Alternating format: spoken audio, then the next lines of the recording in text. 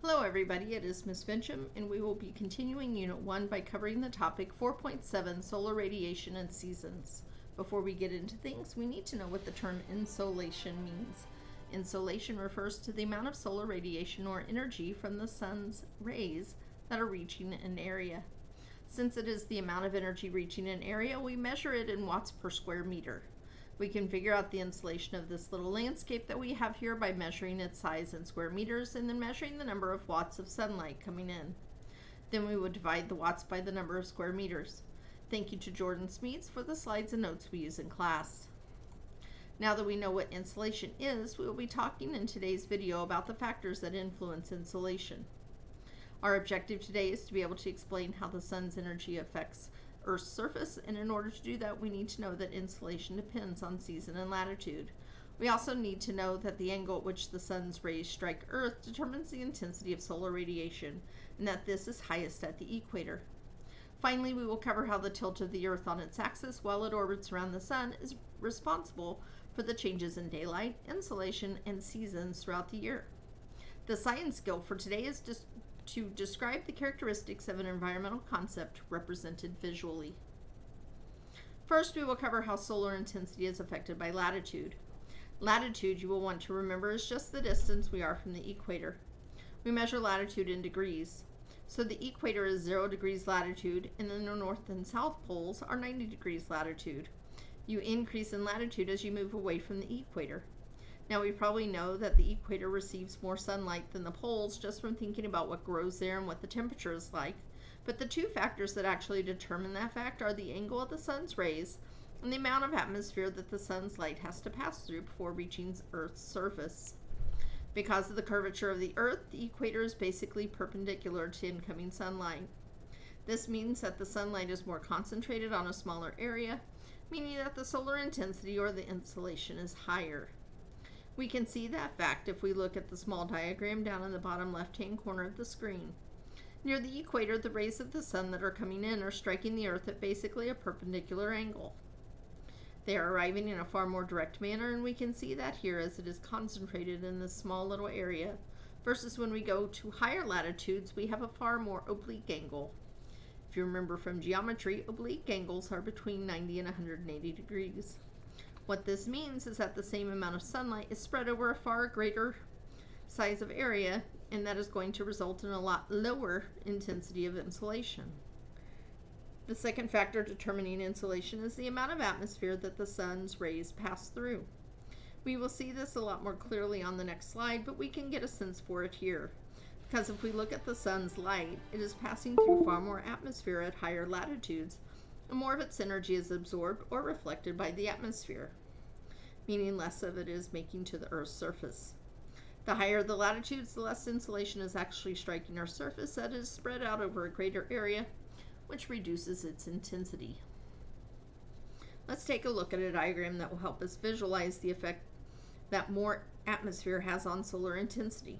If we look at this diagram here, we can see that near the equator, the sun's rays have to pass through a lot shorter distance of atmosphere, and they are concentrated over a smaller area here.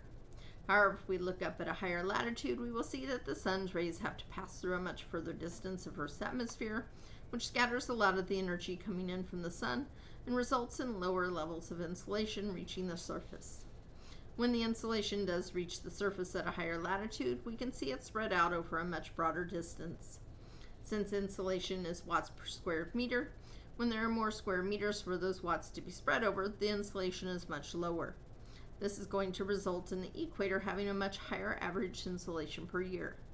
It's about 400 watts per square meter on average throughout the year versus higher latitudes, which can receive as little as 200 watts per meter squared throughout the year. We can see a vast difference in the amount of insolation received at different points on Earth based on the angle of insolation and the amount of atmosphere that sunlight has to pass through. Next, we will look at how the tilt of the Earth changes insolation. Let's try that again. Next, we will look at how the tilt of the Earth changes insolation throughout the year, giving us our 4 seasons. Since the Earth stays tilted at about 23.5 degrees on axis as it orbits the sun, any given location on Earth will experience a change in the angle of the sun's rays and therefore changing its insolation throughout the year. This gives us our changing day lengths and our changing season, and even the temperature patterns that we're used to seeing on Earth. If we look at the diagram here, it will help illustrate this point. On the June solstice, the northern hemisphere is maximally tilted toward the sun, which means it receives the most direct insolation at any point in the year. This gives us our longest day of the year in the northern hemisphere, which of course means that we're starting summer. On the December solstice, you can see that the northern hemisphere is now maximally tilted away from the sun, and that means we have our shortest day of the year, and it's our first day of winter. Meanwhile, the southern hemisphere is in its summer, and it is enjoying the longest day of the year. You will also notice in the diagram here that the equator is not receiving the most direct sunlight on the solstice. The sun will actually be most directly fixed on a position about 23.5 degrees north or south of the equator, and we call these the Tropic of Cancer and the Tropic of Capricorn, because the Earth is tilted 23.5 degrees on its axis when we have in the June and the December solstice. The angle of most direct sunlight is going to shift to that 23.5 degrees north or south, depending on the solstice.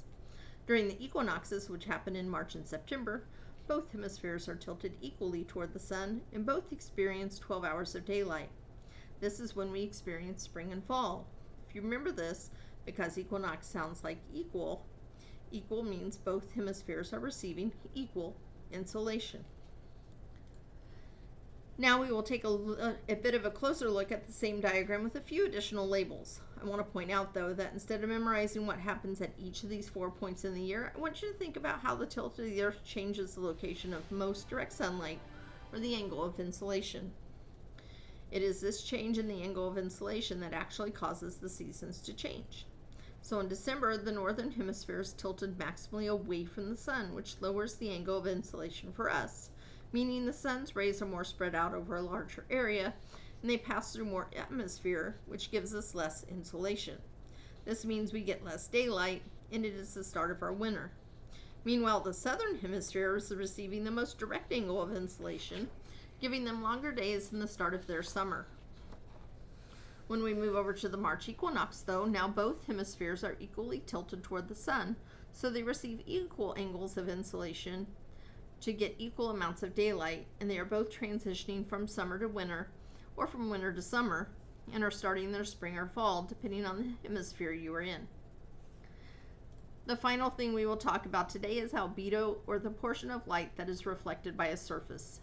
This does not have an impact on insolation, but on how much solar radiation an area of the Earth's surface receives, but it does determine how much of the incoming solar radiation is actually absorbed by our surface, and therefore its temperature. Surfaces with higher albedo reflect more light and absorb less.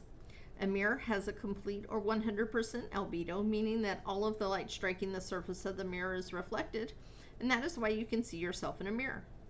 Since the absorption of sunlight causes surfaces to heat up, surfaces with high albedo, like snow and ice, absorb less heat than low albedo sources like water. If you look at the diagram here, you will see that the yellow arrows coming off the ice and the water represent the percent of light reflected, or the albedo. Meanwhile, the red arrow represents how much light they absorb, which also represents how much heat they absorb. This is one reason why the North Pole and the South Pole are so cold. They are covered by snow and ice for much of the year, so they reflect a lot more sunlight than they absorb. This means they are going to absorb less heat than regions on Earth that have a lot more land or water, which have lower albedo. Now, with our understanding of albedo, we will talk about how it actually influences surface temperature. Now, when a surface absorbs sunlight, it gives off some of the energy as infrared radiation, which is heat. The more sunlight a surface absorbs, the more infrared radiation it gives off, and the hotter that surface. Think about wearing a white shirt in the summer versus wearing a black shirt in the summer. The white shirt reflects a lot more sunlight, so it's a lot cooler. The black shirt absorbs most of the sunlight, so it gives off infrared radiation, and it becomes very hot. We can see this demonstrated in something called the urban heat island effect. Urban areas with lots of dark surfaces like blacktop and asphalt have very low albedo, meaning they absorb almost all of the incoming solar radiation. This means that they give off a lot of infrared radiation, making these areas much warmer than surrounding rural areas that have more vegetation, even at the same latitude on Earth's surface. So even with the same incoming insolation, urban areas are hotter because they absorb more of that insolation, whereas rural areas have a lot more trees, grass, and water, and these things reflect more of that insolation than blacktop and asphalt. Our practice FRQ for 4.7 today is to take a look at this diagram here and identify which season is taking place in the northern hemisphere based on this diagram, and describe how the tilt of Earth's axis is responsible for Earth's seasons. When you have finished your notes, take a picture and turn them in on Canvas.